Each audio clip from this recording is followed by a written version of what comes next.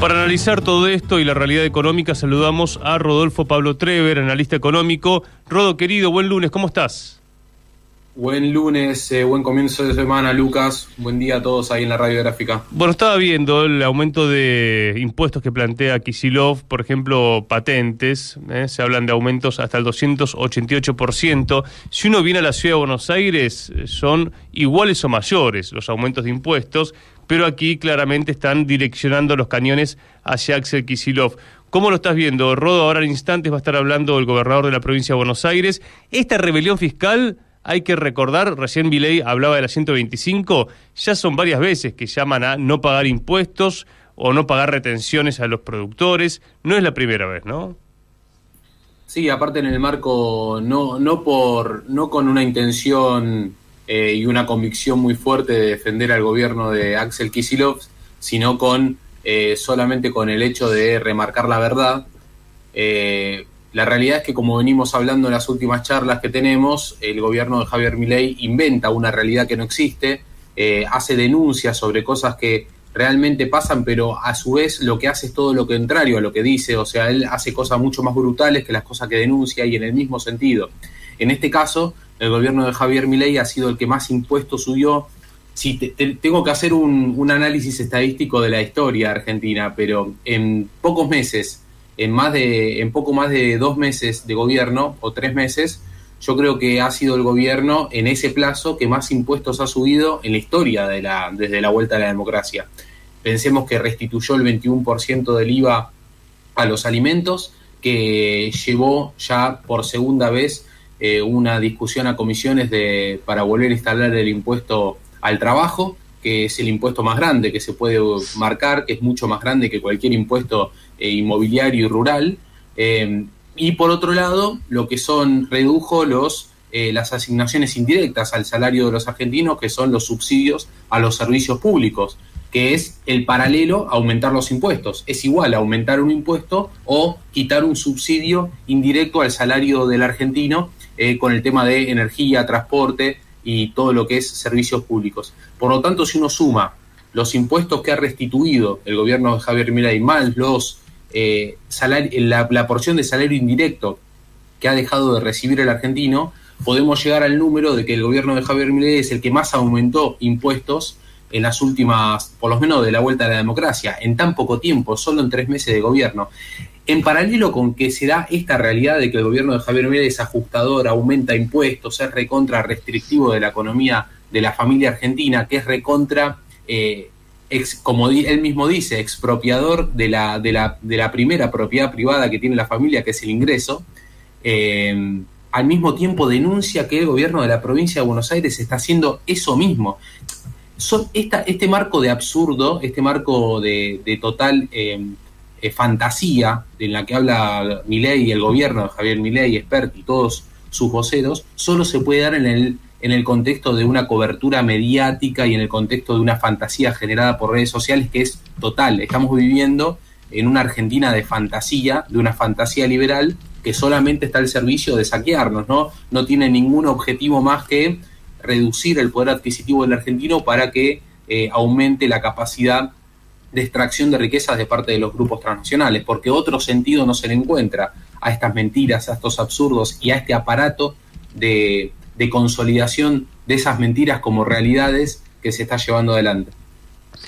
Es importante esto porque ahora justamente con la ley Traffic, ya no le llaman ley ómnibus, por ejemplo, se va a restituir la 4ª categoría del impuesto a las ganancias, que es algo que el movimiento sindical hace tiempo venía discutiendo, porque lo que se plantea es el salario no es ganancia y lo que se está buscando es achicar para abajo. Ahora, yendo a lo que es la provincia de Buenos Aires, se habla del impuesto al inmobiliario rural, se habla de patentes, se habla, bueno, en el caso del inmobiliario rural, esto siempre lo charlamos con Robelli, es muy poco lo que se paga históricamente y es un impuesto progresivo, porque justamente el que más tierras tiene más paga.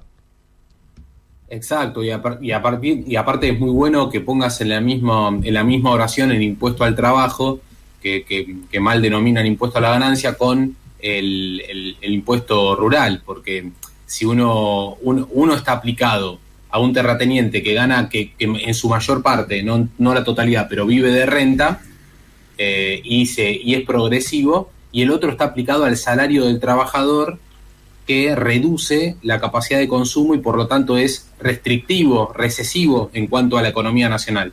Un impuesto y el otro son, uno es progresivo y es aplicado a la riqueza sobre la renta, o sea, no es recesivo a nivel de consumo y a nivel de actividad económica nacional, que es el impuesto rural, y el otro es recesivo en cuanto a la economía nacional, afecta al consumo y afecta a la actividad económica nacional, es malo para la economía nacional, como es el impuesto al trabajo, y además, al mismo tiempo de este análisis, uno es enormemente más grande y es un impuesto de un peso mucho más grande que el otro. El impuesto a la ganancia se aplicaría a más de 1 millón de trabajadores, con lo que si uno compara números totales sobre el impuesto rural y el impuesto a la ganancia, nos vamos a dar cuenta que se podrían aplicar más o menos 70 medidas similares al impuesto rural para poder compararlo con la restitución del impuesto a la ganancia, si se hace esta competencia de quién es el que pone más impuestos al pueblo argentino, ¿no? Tal cual.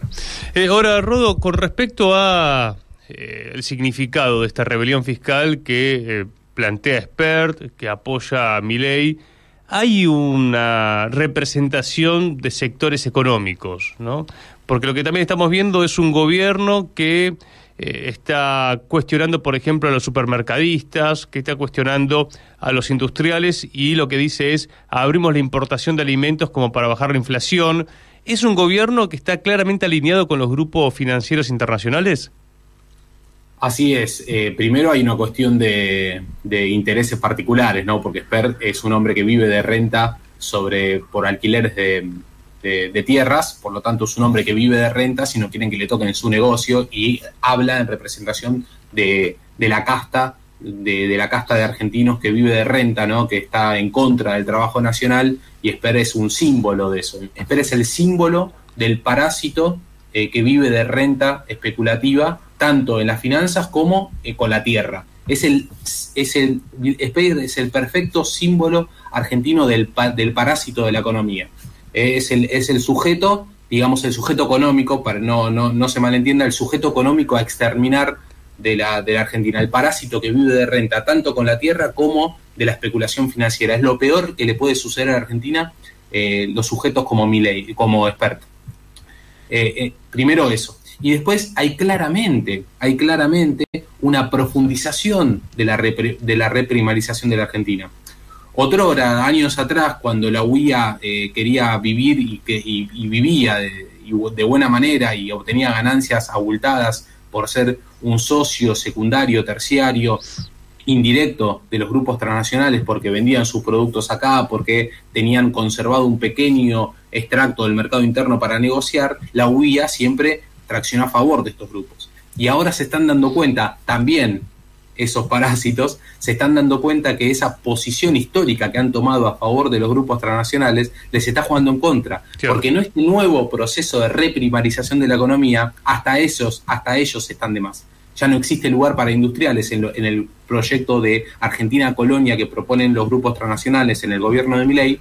No existe lugar para ni siquiera un pequeño sector del mercado interno para la empresa nacional. Ya directamente dicen, bueno, abrimos importaciones de alimentos y no existe ningún extracto de la economía nacional que pueda quedar reservado ni protegido a las empresas nacionales. Entonces, los que anteriormente siempre estuvieron a favor de estos grupos transnacionales, hoy se dan cuenta que en una nueva etapa de reprimarización de la economía, hasta ellos sobran. Y es ahí donde se da la puja intercapitalista, si se quiere, ¿no? Uh-huh. Entre los empresarios nacionales y estos grupos transnacionales que son ampliamente son claramente los que gobiernan y son los más beneficiados, los que extraen materia primas y energías, y las transnacionales del comercio exterior.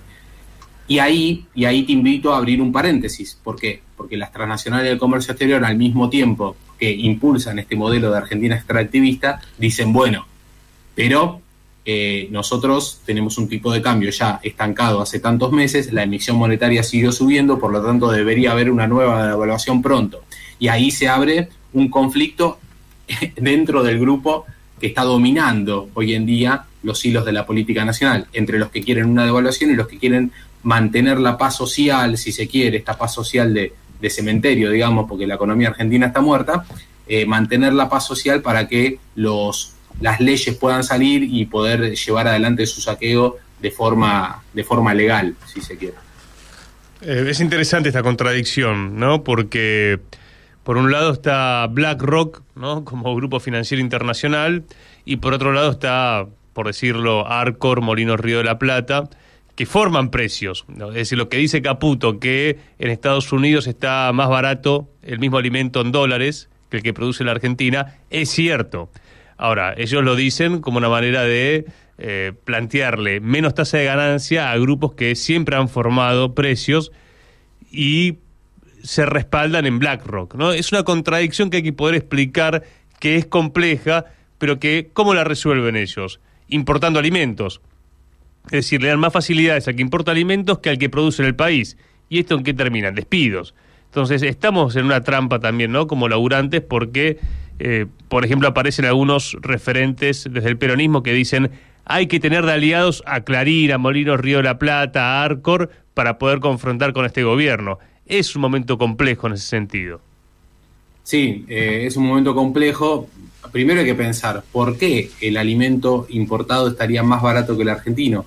¿Será que el dueño de Arcor, será que los dueños de las empresas nacionales son muchísimo más ambiciosos que los empresarios extranjeros? No, no es así. No es un problema, una enfermedad genética del empresario nacional, con todo lo malo que tiene, ¿no? Puedo escribir un libro de críticas al empresariado nacional, pero hay que explicar claramente el porqué de que aquí se pongan precios. Primero, la volatilidad, la inestabilidad económica, pero hay una causa real, un dato estadístico que no se puede soslayar, que es, en Estados Unidos, las mismas empresas que terminan comerciando el alimento son las que tienen su enclave en los puertos y son las que negocian la materia prima. Por lo tanto, no hay intermediación.